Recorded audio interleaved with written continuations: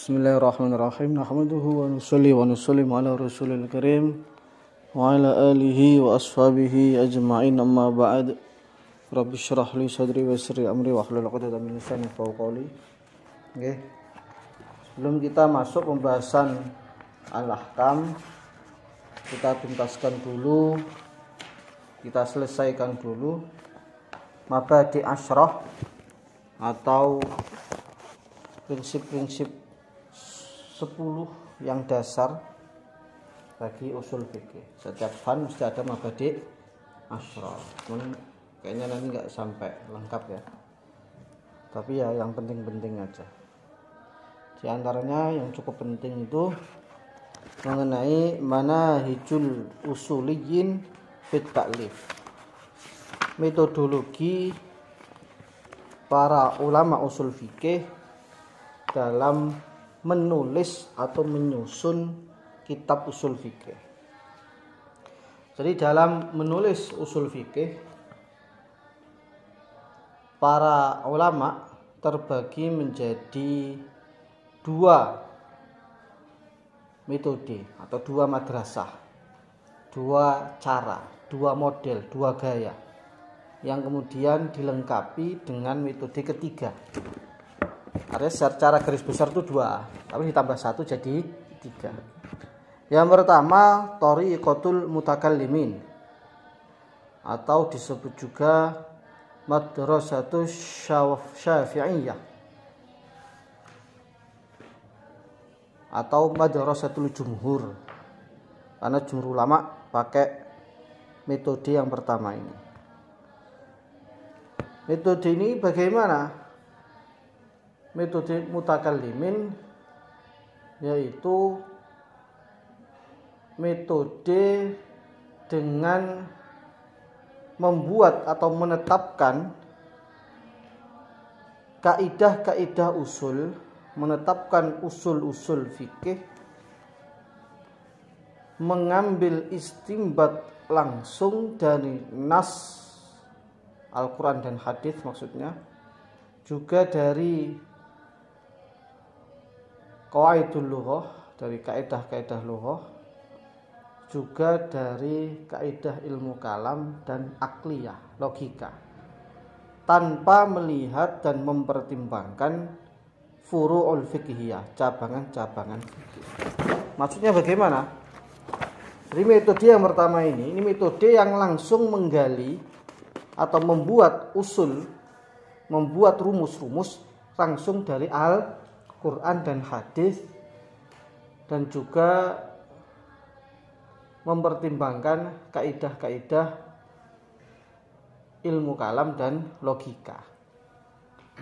Oleh karena itu, di antara ciri khas atau karakteristik dari metode yang pertama ini adalah al-i'timad 'alal istidlal al-aqli al-mujarrad. Jadi bertumpu atau bergantung pada istidlal akli. Jadi faktor logis itu sangat-sangat tampak.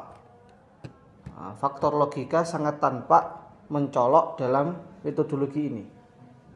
Ya, kita bisa ambil dari al-aslu fil amri al-wujub, kemudian al-aslu fil kalam al-haqiqah, kemudian ada kaidah lagi al-amru la yaqtadi at-tikrar, al-amru la yaqtadi al-fawr. Ini kan tidak bertumpu pada kasus-kasus fikih, tetapi bertumpu pada logika, ya enggak? Secara logika kan begitu itu. Atau al-amru bisyai' nahyun an diddihi. Perintah tentang sesuatu itu larangan mengerjakan kebalikannya. Ini kan logika ini. Ya enggak? Nah, tentu saja juga didasari dengan nas-nas Al-Qur'an dan hadis. Andai kan mereka membuat contoh dari kasus-kasus fikih, itu tidak sedikit. Itu tidak banyak. Andai kan mereka mengambil contoh-contoh kasus fikih, itu tidak banyak. Atau istilahnya al-iqtisar alal furu' al-fiqhiyah limujarradit tawdihi wal mithal. Jadi mereka membatasi atau mempersedikit contoh kasus-kasus fikih, tidak terlalu banyak. Mereka menyebutkan sedikit saja, hanya untuk memudahkan saja, hanya untuk sebagai contoh. Mafhum ini. Jadi istinbatnya langsung dari nas, baik nas Al-Quran maupun akli. Mafhum ya? Tanpa merujuk kepada furu'ul fiqhiyah. Ini thariqatul mutakallimin atau thariqatul syafi'iyah. Sebab metode ini pertama kali dirapikan, dihimpun, dikodifikasi, dijadikan satu kitab tersendiri oleh imam kita mazhab Syafi'i, Al-Imam Asy-Syafi'i radhiyallahu taala anhu, dengan kitabnya Ar-Risalah itu. Paham ya? Oke. Yang kedua, thariqatul Hanafiyah atau bisa juga disebut thariqatul fuqaha atau madrasatul fuqaha. Metodenya para ahli fikih atau metodenya orang-orang Ahnaf. Bagaimana? Di antara ciri khas dari metode ini adalah bitaqriril qawaid al-usuliyah al-mustamaddah mimma qarrarahu a'immatul madhab fi furu'ihim al-istihadiyah al-fiqhiyah. Jadi menetapkan kaidah-kaidah usul, menetapkan usul-usul fikih, rumus-rumus fikih yang diambil dari apa yang telah ditetapkan oleh imam-imam mazhab mereka dalam furu'in fiqhiyah. Jadi bukan langsung dari nas Al-Quran ataupun dari kaidah-kaidah kalamiah atau kaidah-kaidah logika, tapi dari kasus-kasus fikih. Jadi imam-imam mereka memutuskan hukum kasus A bagaimana?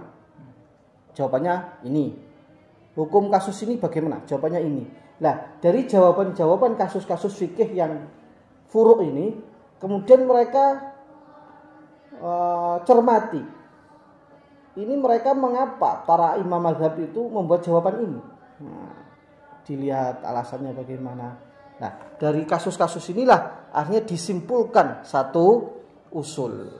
Jadi usulnya mengambil dari kasus-kasus fikih. Makanya jenengi thariqatul fuqaha. Nah, ini yang memperakasai adalah orang-orang Hanafi. Wong Hanafi. Lah karakteristiknya apa? Ciri khasnya qiyamul manhaj ala rabatil usul bil furu'. Jadi berdirinya manhaj, berdirinya metodologi atas kaitan usul dengan furu'. Artinya kaitan usul dengan furu' itu sangat kental sekali. Sehingga kitab-kitab usul thariqatul Hanafiyah itu banyak sekali contoh-contoh furu'nya. Karena memang diambil dari furu'. Beda sama thariqah yang pertama. Thariqah yang pertama contohnya sedikit. Itu hanya sekedar untuk mempermudah dan membuat gambaran dan membuat contoh saja.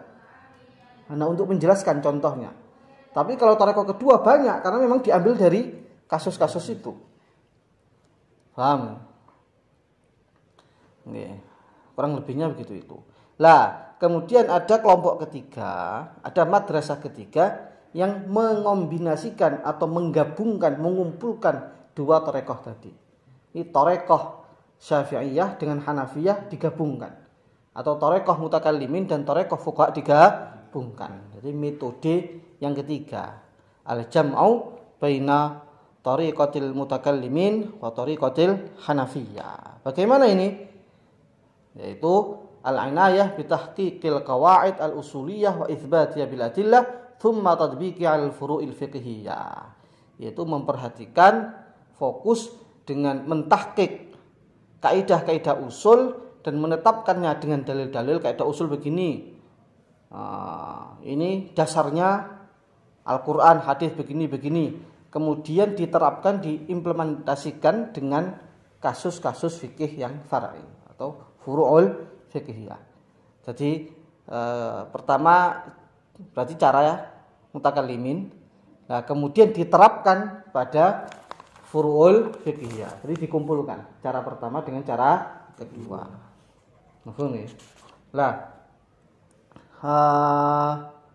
kitab-kitabnya apa saja? Ini penting ya. Kitab-kitab Thariqah pertama di antaranya tentu saja Ar-Risalah.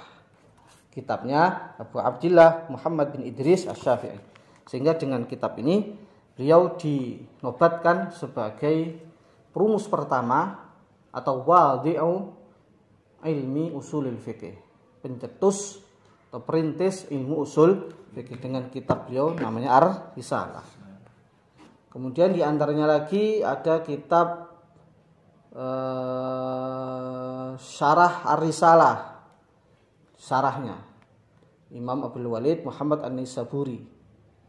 Termasuk ada juga Syarhur Risalah yang kedua yang terkenal Imam Qaffal Asy-Syazi dari mazhab Syafi'i. Ada juga At-Taqrib wal Irsyad Qadhi Baqilani, ini ulama Asy'ari terkenal.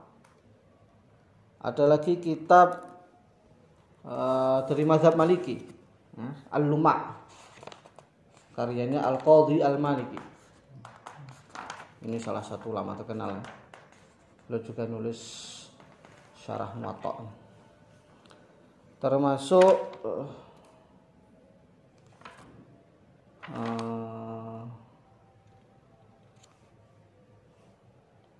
bukan ya, yang nyarah Muwatta itu Ibnul Arabi Al-Maliki. Ini Abu Bakar, agak beda. Termasuk kitab Al-Burhan, ini terkenal ini, Imam Juwaini Asy-Syafi'i, Imamul Haramain. Termasuk lagi Al-Mustasfa, kitabnya Imam Ghazali, ini juga terkenal sekali. Termasuk Al-Mahsul, kitabnya Fakhrur Razi, Fakhruddin Ar-Razi yang ngarang Mafatihul Ghaib gitu. Termasuk Al-Ihkam fi Usulil Ahkam, Imam Al-Amidi yang banyak saya nukil di Ta'liq ini. Termasuk Minhajul Wusul, Imam Baydawi dan lain sebagainya. Sedangkan untuk Thariqatul Fuqaha, kitab yang paling masyhur ada namanya Ma'akhidus Syara'i', kitabnya Abu Mansur Al-Maturidi, Imam Maturidi, penggagas mazhab besar ilmu kalam, mazhab Maturidiyah. Termasuk Usulul Karhi, Imam Abdul Husain Al-Karhi, ini juga terkenal. Termasuk kitab Tamhidul Fusul Al-Imam As-Sarakhsi, ini juga terkenal imamnya. Mungkin kita aja yang nggak kenal karena beda mazhabnya. Termasuk kitab Al-Manar, kitabnya Abdul Barakat Imam An-Nasafi, salah satu ulama terkenal juga dalam bidang ilmu kalam. Nah, sedangkan kitab yang mengumpulkan antara dua metode ini kebanyakan muncul di sekitar abad 7 Hijriah. 7 dan 8 Hijriah. Ada namanya kitab Tanqihul Usul Sadrus Syariah Al-Hanafi. Ada Badi'un Nizam Mudhaffaruddin Ahmad bin As-Sa'adi. Jam'ul Jawami', Imam Subki yang dikaji di daurah ya. Ada Irsyadul Fuhul, termasuk kitabnya Imam Syaukani yang jadi rujukan kitab As-Sulam ini. Itu termasuk kitab yang mengumpulkan antara dua madrasah. Paham ya? Nah, kemarin ada yang tanya begini. Itu kenapa kok ilmu usul fikih ada prosesnya, ilmu fikih maksudnya, kok ada prosesnya akhirnya menjadi ilmu usul fikih, qawaid fikih dan lain sebagainya. Sedangkan ilmu yang lain seperti ilmu nahwu itu enggak ada. Nah, jawabannya bagaimana? Sebetulnya ada. Kita saja yang enggak tahu. Karena memang jarang dibahas. Nah, mengapa jarang dibahas? Karena yang jelas yang pertama, ilmu nahwu itu sekedar wasilah. Hanya wasilah. Ilmu yang mengantarkan kita pada maksud. Maksudnya apa? Maksudnya Quran hadis fikih mau. Makanya para ulama ngendika ilmu nahwu itu duduk ilmu agama. Tapi ilmu yang membantu agama. Artinya bukan agama, tapi tanpa nahwu kita enggak paham agama. Jadi ilmu nahwu itu bukan ilmu yang penting inti itu sebenarnya enggak. Tapi jangan meremehkan nahwu karena tanpa ilmu nahwu kita juga enggak nyampe maksud. Gampangnya kayak tangga lah. Intinya kan bukan tangga. Kita bisa naik. Intinya kan gitu. Tangga itu bukan inti. Tapi kalau nggak ada tangga, ya besok enggak. Nah, mulai nih para ulama itu ya tidak terlalu mementingkan ilmu nahu yang cara pengambilannya. Wis pokoknya nahu nih, iku pun sekedar iso maca ngono ae. Paling banter ilmu akil. Kalau metode istinbat ada, khilafiyahnya juga ada madrasah Basrah, ada madrasah Kufah, madrasah Baghdad, dan ciri khas metodologinya dalam pengambilan dalil itu ada dan ada kitabnya. Banyak itu. Ada Madarisun Nahwiyin ini. Bisa kalian baca. Dan ilmu lain juga ada madrasah-madrasahnya. Ilmu kalam pun juga gitu. Ada madrasah Asy'ariyah, Maturidiyah, Asy'ariyah, nanti ada madrasahnya Imam Sanusi. Ada ciri khas masing-masing. Filsafat juga begitu. Filsafat tasawuf ya. Tasawuf falsafi, tasawuf amali, tasawuf ini, tasawuf itu. Torekoh juga beda-beda. Madrasah Naqsyabandiyah, madrasah siapa lagi?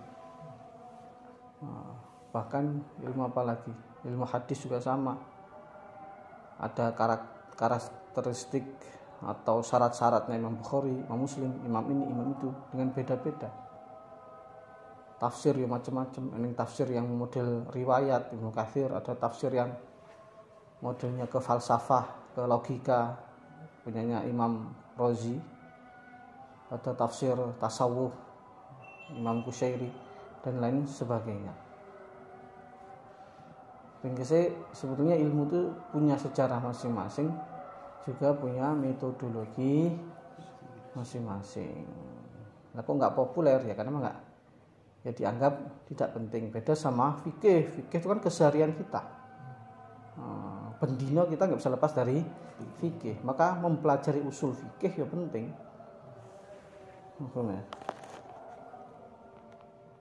Oke, cukup ya.